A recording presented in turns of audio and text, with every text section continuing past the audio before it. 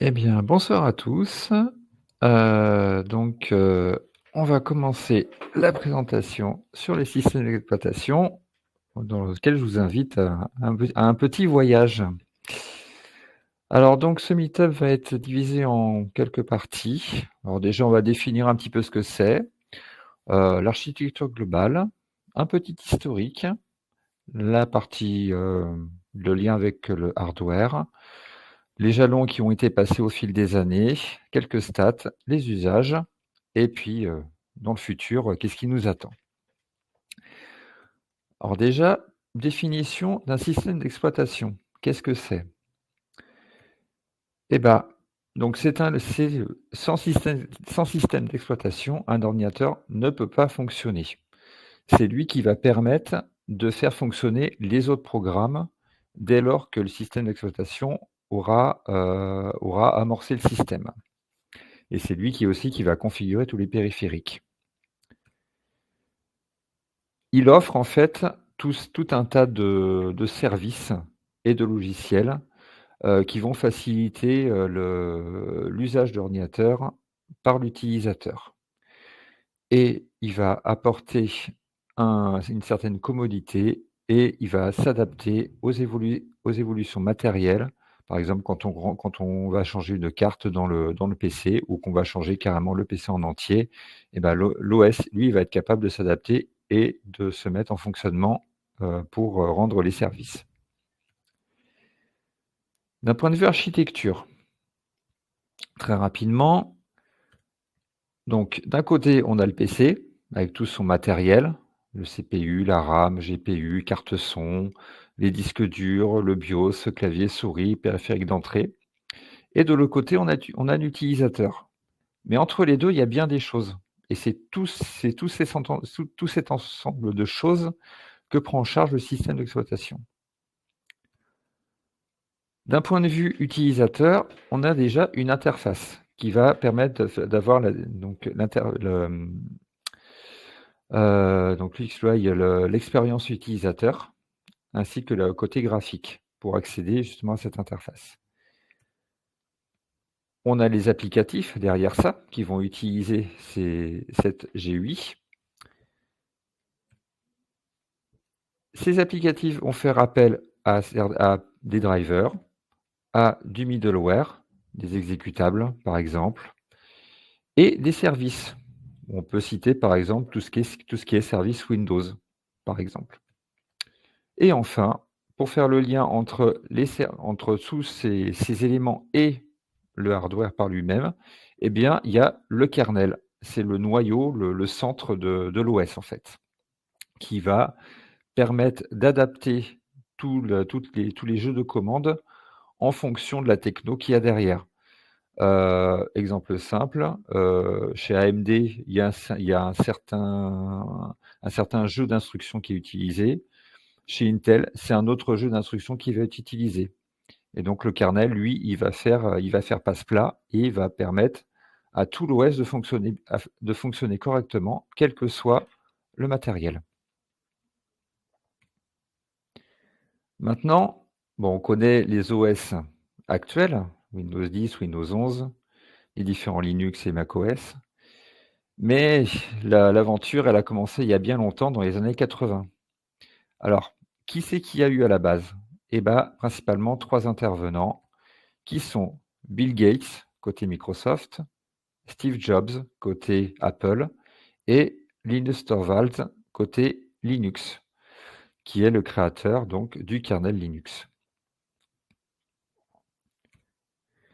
Ensuite, ensuite quoi? Bah, c'est une histoire d'expérience utilisateur. L'OS, il s'adapte en fonction des besoins de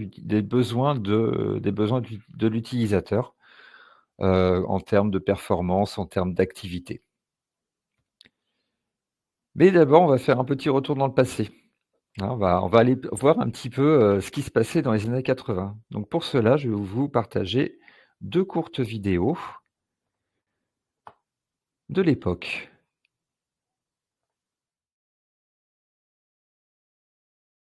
Voilà et maintenant deuxième petite vidéo, tout pareil, de l'époque. À Noël, la famille Dubois va faire des économies. Un seul cadeau pour toute la famille. Mozart d'Aldix. Le PC multimédia surdoué. Processeur Intel, lecteur de CD-ROM, enceinte, carte son. Sophie pourra étancher sa soif d'apprendre. Jérôme aura sa méga console de jeu. Monsieur Dubois écoutera de la musique et Madame Dubois fera les comptes. À propos, savez-vous que cette petite merveille ne coûte que 9 960 francs? Alors, comme la famille Dubois, entrez dans l'ère du multimédia en appelant Aldix Computer au 05 05 10 10. Incroyable cette pub.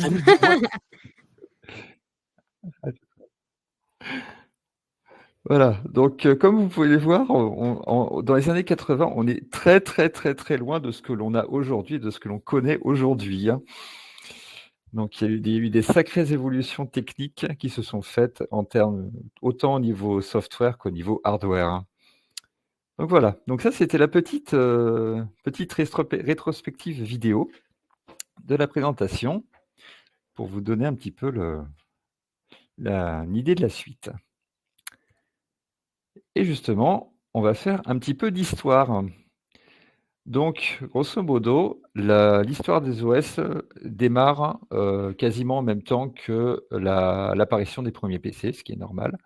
Donc, c'est-à-dire à partir des années 1979-1980. À cette époque-là, eh ben, on n'a pas grand-chose. On a MS-DOS 1.0 en 1981, édité par Microsoft. Donc MS-DOS, la ligne de commande que l'on connaît tous, qui a été après remplacée par PowerShell. Ensuite, en 1984, il y a Apple qui sort son premier système, Mac, donc à l'époque ça s'appelait Système 1, donc avec un petit affichage graphique. Donc on l'a vu dans la vidéo en 640 par 400 pixels, en niveau de gris. On ne pourrait pas faire grand-chose dessus, gérer des fichiers, et c'est à peu près tout. Ensuite, en 1984, on a l'apparition de MS-DOS 3.1. À noter que c'est la première version de MS-DOS qui gère les réseaux. Ça, et c'est cette version-là qui a servi de base pour les premières versions de Windows. En parlant de ça, en 1985, on a Windows 1. On a un petit peu de couleur, une interface extrêmement basique. Mais on peut faire des choses. Suivi derrière, en 1992, en 97-92, donc les versions 3 et 3.11, INT3 de Windows, les toutes premières versions qu'on va dire, que je dirais exploitables. Pour les gens qui ont mon âge, ils ont dû connaître cette version-là. Ensuite, eh ben, en 1994, eh ben, notre cher Linus Torvalds sort la première version du kernel Linux avec une première interface graphique basée sur OS2.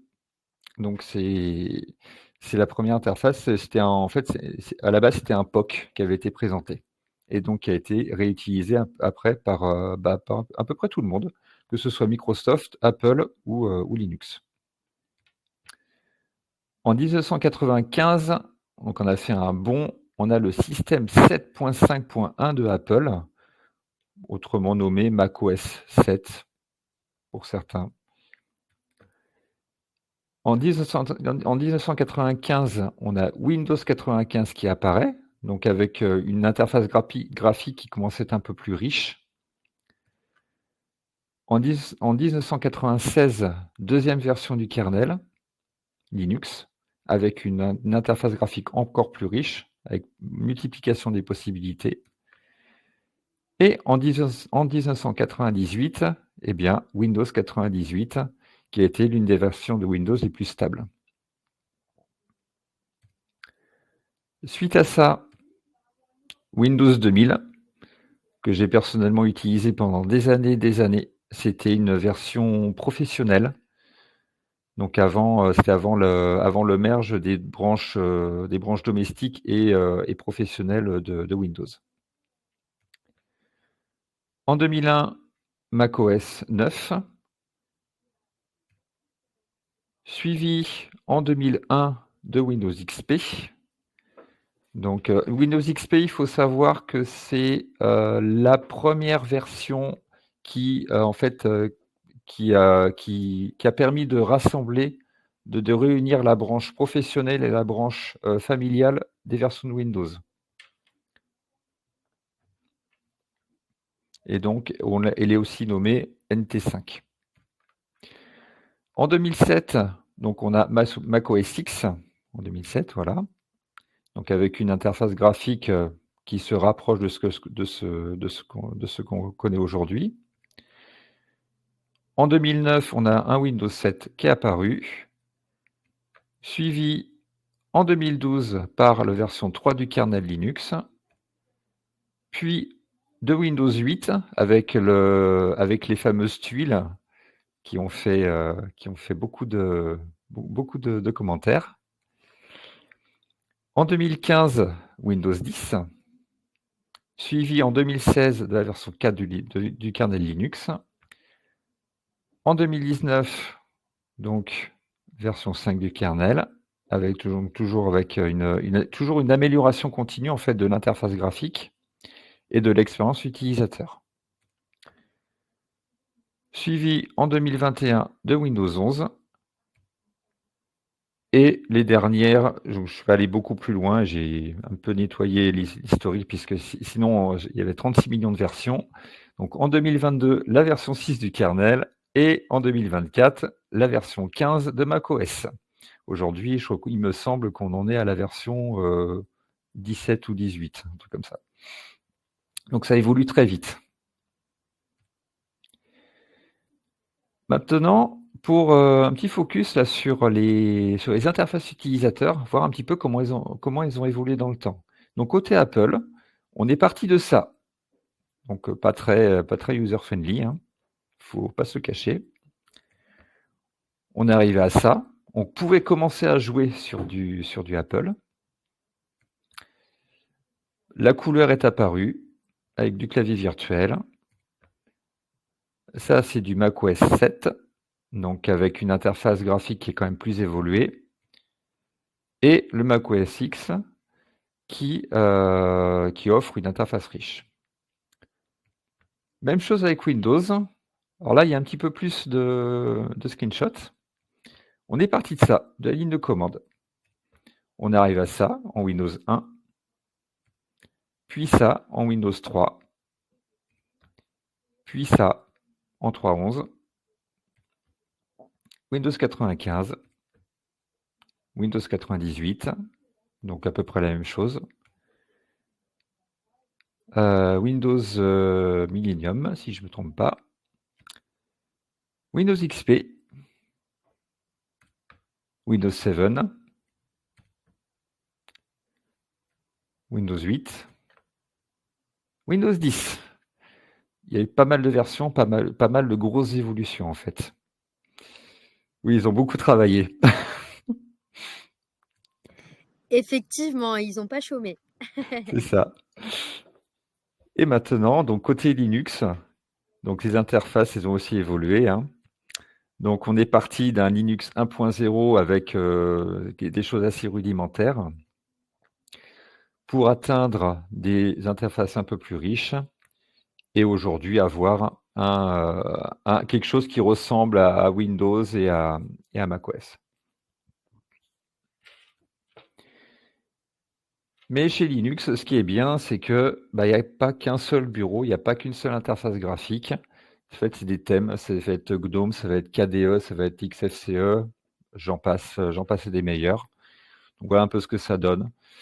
Donc ça, c'est du GNOME, ça, c'est du XFCE, et ça, c'est du KDE. Donc voilà, on mesure en fait une richesse graduelle de l'interface en fonction des besoins de l'utilisateur, d'où l'existence de tous ces bureaux en fait. Et enfin, chez Linux, il y a beaucoup de distributions. Voilà, ce n'est qu'un échantillon, et il y en a déjà beaucoup. Donc on retrouve les Ubuntu, les Fedora, les Slackware, les CentOS, Red Hat, Mandriva, les Debian, qui sont très stables. Et on a un certain nombre de distributions qui sont un peu plus orientées professionnelles, qui sont les OpenSolaris et Red Hat, éventuellement Fedora aussi. Voilà, c'est des choses qu'on peut retrouver sur des serveurs et dans le monde professionnel, dans le sens où il y a du support dessus, mais du support payant, il faut le préciser.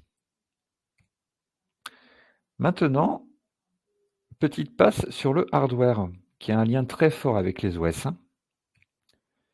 Donc, évolution des OS avec le hardware. Eh ben, entre 79 et 84, c'est les prémices, c'est des OS modernes, c'est les fonctionnalités de base qui sont implémentées, pouvoir piloter, pouvoir dialoguer avec le processeur, pouvoir dialoguer avec les différents périphériques, le port série, le port parallèle, il n'y avait pas d'USB à l'époque, dialoguer avec les premiers lecteurs de disquettes, ces disques durs, c'était très limité. Et on a une interface graphique qui est assez pauvre, puisque les ressources graphiques ne sont pas énormes et les écrans, c'est des toutes petites résolutions, bien souvent en noir et blanc, au niveau de gris, au mieux. Ensuite, jusqu'en 94, on a donc la prise en charge des premiers processeurs modernes. Donc, quand je dis processeurs modernes, ça commence à être les séries des 386, 486 DX. Donc ça reste assez ancien. On avait, avant 84, maximum 4 mégas de RAM, on passe en moyenne à 16 mégas de RAM, le top, la finesse de la technologie. Et donc à l'époque, c'est de la RAM de type EDO, la DDR n'existait pas. Et la SDRAM commence à être généralisée dans les PC. Jusqu'en 2001, donc ça c'est un peu l'explosion de la richesse des interfaces graphiques. Aussi, les disques durs, enfin les espaces disques, les besoins en espace augmentent. On était en moyenne à 250 mégas maximum. On passe à 2 gigas nécessaires pour installer un OS. Et la fréquence des CPU, qui est avant 95, c'était en moyenne 250 MHz. On passe à 1 GHz en monocore. Les dual-core, quad-core, tout ça, ça n'existait pas à l'époque. Et enfin, c'est uniquement à partir de 2002 qu'on commence à voir apparaître les premiers processeurs dual-core. On passe un besoin d'espace disque pour installer un OS à 10 gigaoctets, et on a un doublement des fréquences des CPU, donc on passe de 1 giga à 2 GHz. Une révolution technologique.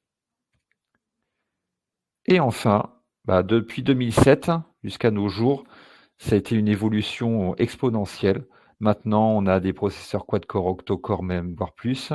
On peut faire de la virtualisation. La RAM, en DDR5 sur les serveurs, on peut trouver ça. On peut avoir jusqu'à 512 Go de RAM, voire plus. Les fréquences CPU, on est plus aux alentours de 4 GHz. On a le Turbo Boost qui est arrivé.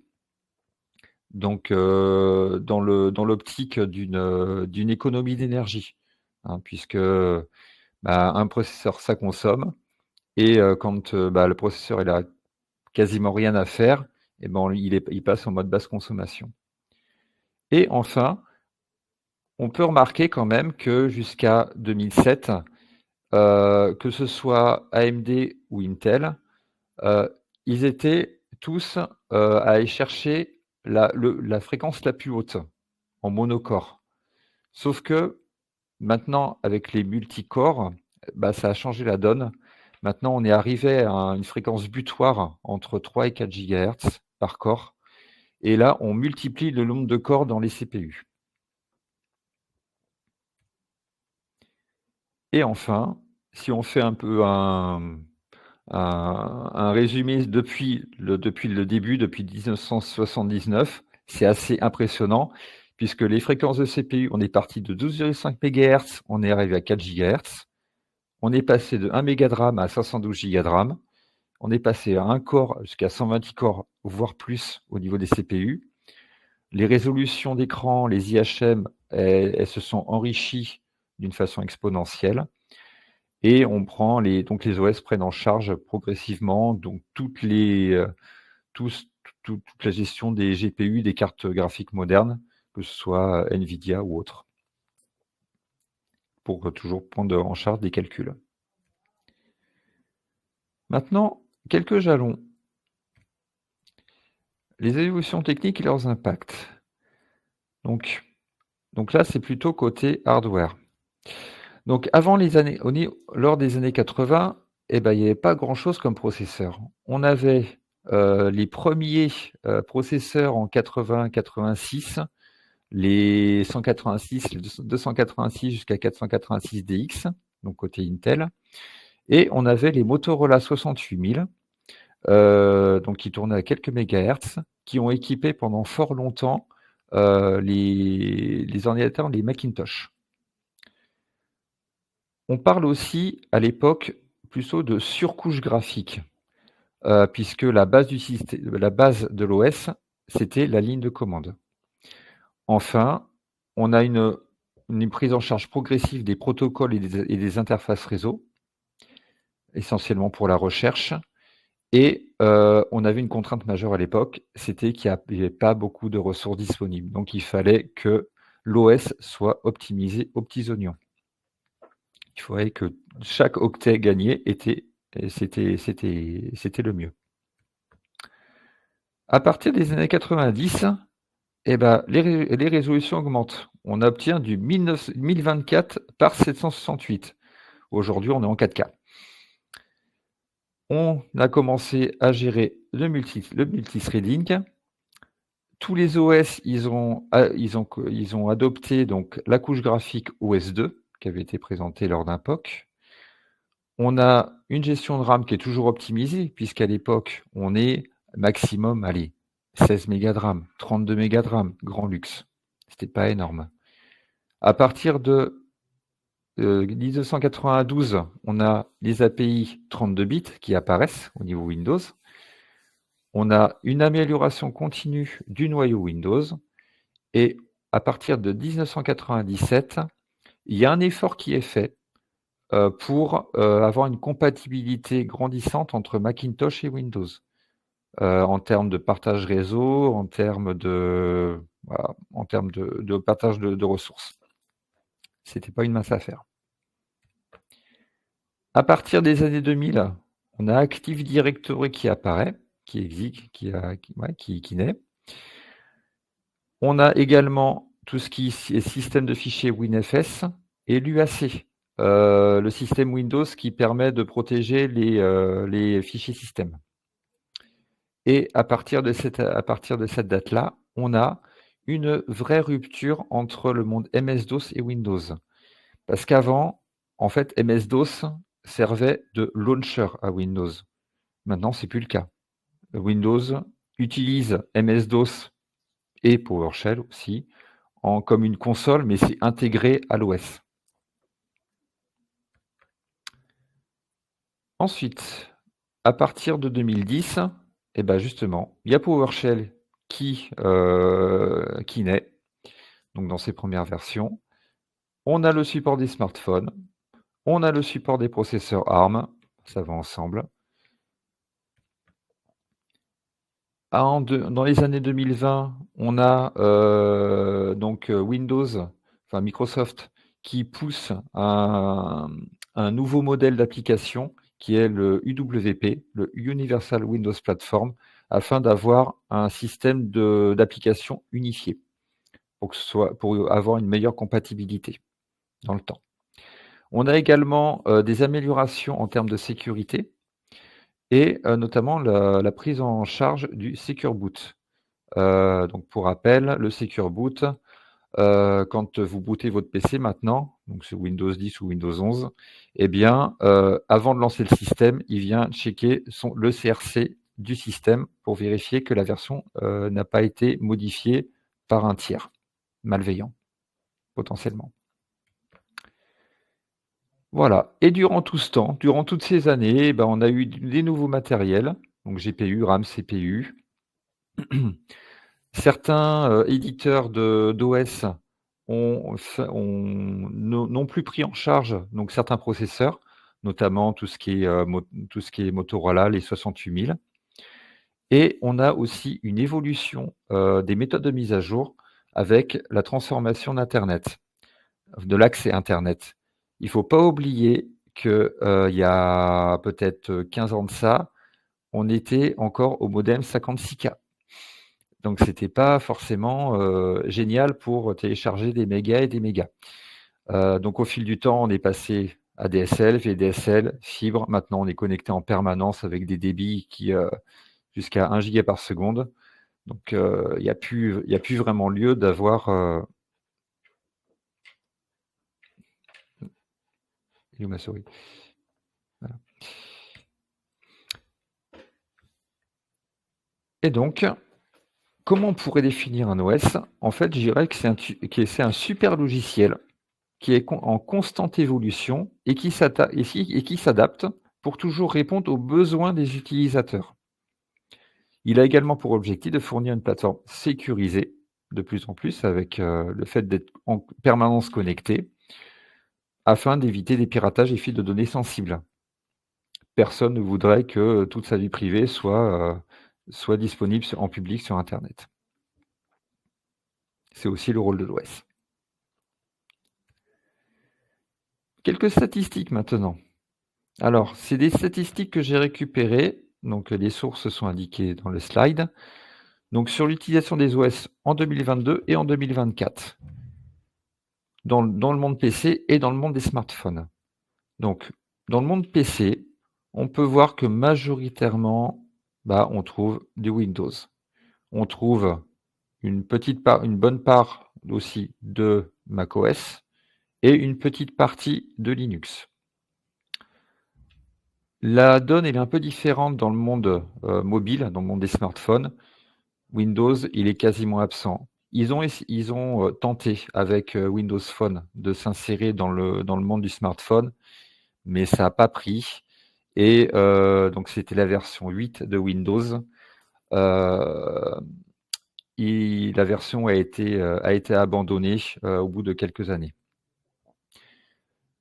Majoritairement, sur les smartphones, on va trouver donc du Linux, autrement dit de l'Android, puisque l'Android, c'est une surcouche de Linux. Et on a toujours une petite partie, donc là pour le coup, de iOS, donc à environ 30% du marché. Et Daniel nous dit Windows Mobile 5 était pas mal. Enfin, Windows Mobile 5. Ouais. Ah, j'ai utilisé du Windows 8 Phone. Ça marchait bien plutôt. Ça marchait plutôt pas mal. Mais bon, ils ont arrêté le support. Bon. Je suis passé que sous Android comme tout le monde. Ensuite, donc ça c'est en 2022. Et en 2024, c'est à peu près le même paysage. Sauf que on peut voir qu'il y a un petit peu plus de Linux monde PC, un peu moins de Windows. Et on peut voir aussi qu'il y a un petit peu plus de Linux Android au niveau dans le monde du smartphone. Au niveau macOS, iOS, c'est relativement stable. Les clients Apple sont assez fidèles. Voilà. Maintenant, les quelques usages. Alors, j'ai séparé 4 usages. Donc, un usage grand public, un usage professionnel, un usage au niveau des serveurs et au niveau de l'IoT. Alors, qu'est-ce qu'on va retrouver dans le grand public ? Eh bien, on va retrouver un petit peu tout. On va retrouver du Windows, on va retrouver du Linux, on va retrouver du macOS. Au niveau professionnel, on va trouver les mêmes choses, mais cette fois-ci en version professionnelle ou ciblée pro. Autant en grand public, au niveau Linux, on va être sur du Ubuntu, du Mandriva, des distributions plus ou moins classiques. Dans le monde professionnel, on va trouver du Ubuntu, mais on va plutôt trouver du Red Hat, du Fedora, des choses avec du support payant, puisque dans le monde professionnel, on a une qualité de service à fournir. Donc, ça passe par du support. Au niveau serveur, on va retrouver Windows Server et Linux. Là, macOS, il est absent. Ils avaient racheté, il y a quelques années de ça, c'est Nextstep, pour justement, proposer des OS dédiés serveurs, mais ils ont abandonné la solution, depuis 2022. Donc le paysage est un peu moins varié. Et au niveau IoT, on va retrouver du Linux custom, de l'Android, du bare metal et de l'iOS. Donc là, pas de Windows, puisque ils ont arrêté de faire les efforts dessus. Maintenant, au niveau usage, dans le grand public, c'est polyvalent, c'est des jeux du loisir. Un peu de compta, un peu de bureautique, voilà. Ça va pas beaucoup plus loin. Au niveau professionnel, on va être sur des choses un petit peu plus précis, un petit peu plus, qui demandent plus de ressources. Donc on va être sur la productivité, donc ça va être du Office.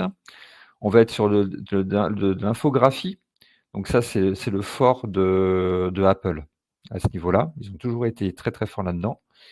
On va trouver du dev et on va retrouver tout ce qui est activité spécifique métier, que ce soit dans le domaine de l'agriculture, par exemple, ou dans le domaine de la technique. Dans le domaine des serveurs, on va retrouver tout ce qui est big data, les data centers, les clouds, les réseaux, les NAS. Donc ça demande des packages, des applications vraiment très particulières. Et enfin, pour l'IoT, donc notamment les smartphones, ça va être jeux, mobilité, communication, essentiellement. Bien sûr qu'il peut y avoir d'autres usages, mais voilà, grosso modo, c'est le paysage aujourd'hui que l'on a des OS et des usages qui en sont faits dans les différents domaines. Maintenant, les forces et les limites. Parce que, un OS, c'est bien, mais il y a des avantages et des inconvénients. Alors, un OS, c'est bien parce que c'est polyvalent, ça supporte beaucoup de technologies, beaucoup de processeurs, beaucoup de cartes graphiques, beaucoup de types de RAM, bon, voilà. C'est mis à jour régulièrement d'un point de vue sécurité, et pas que. Mais ces points forts impliquent aussi des points un peu plus faibles et ça permet d'identifier quelques limites. En limite, on va être limité au niveau hardware. Si on arrive avec notre nouveau hardware, qui n'est pas encore pris en charge, et l'OS, il va pas être capable de l'utiliser. Il faut aussi garder en tête qu'un OS, que ce soit Windows, il faut qu'il soit capable de dialoguer avec le reste du monde. Donc il y a une notion d'interopérabilité entre les différents OS, que ce soit du Linux, que ce soit du macOS, que ce soit n'importe quoi comme OS, il faut qu'il puisse dialoguer. Et enfin, il y a une qualité de service sur divers hardware à maintenir. Et revers de la médaille, les OS évoluent, le matériel évolue. À un moment donné, les éditeurs d'OS peuvent dire non, on ne supporte plus tel ou tel matériel. C'est ce qui se passe. Donc la dépréciation d'ancien matériel, l'exemple le plus probant, c'est avec Windows 11. Ils ont inséré donc la gestion du module TPM 2.0 et ils ont limité la migration de Windows 10 vers Windows 11 au PC uniquement avec des processeurs supérieurs à la 8e génération à cause d'un bug hardware. Et il y a aussi une autre contrainte là qui est liée aux fournisseurs de matériel, donc des intégrateurs qui fournissent des drivers qui vont fonctionner sur tel ou tel OS. Aujourd'hui, n'importe quel intégrateur de matériel, il ne va plus faire un driver qui va fonctionner sur Windows 98, par exemple, ou sur un macOS, macOS X. Ça peut se trouver, mais c'est assez rare. Voilà. Et après, donc là, c'est les OS d'aujourd'hui. Qu'est-ce qui va se passer après? Eh bien, on va avoir l'intelligence artificielle qui va remodeler tous les aspects OS, les ordinateurs quantiques, les premiers processeurs quantiques commencent à sortir. Comment ça va s'articuler? Comment ça va fonctionner? Quels vont être les impacts sur les OS? Ça, on n'en sait rien encore. La généralisation du très haut débit, donc ça implique encore plus de sécurité. La green tech, c'est l'aspect écologie, l'aspect consommation. On est en train de réduire justement la consommation des CPU, la consommation des GPU. Tous les fabricants de GPU commencent à sortir des versions low energy de leurs puces pour toujours moins consommer dans l'écologie grandissante. Et enfin, on a un monde qui est toujours plus connecté avec les téléphones, avec les PC portables, avec tous les appareils qui sont connectés au réseau, même aux satellites ou quoi. Donc, qu'est-ce qui va se passer dans le futur? Je n'en sais rien, mais il va se passer des choses. Voilà, et on verra bien.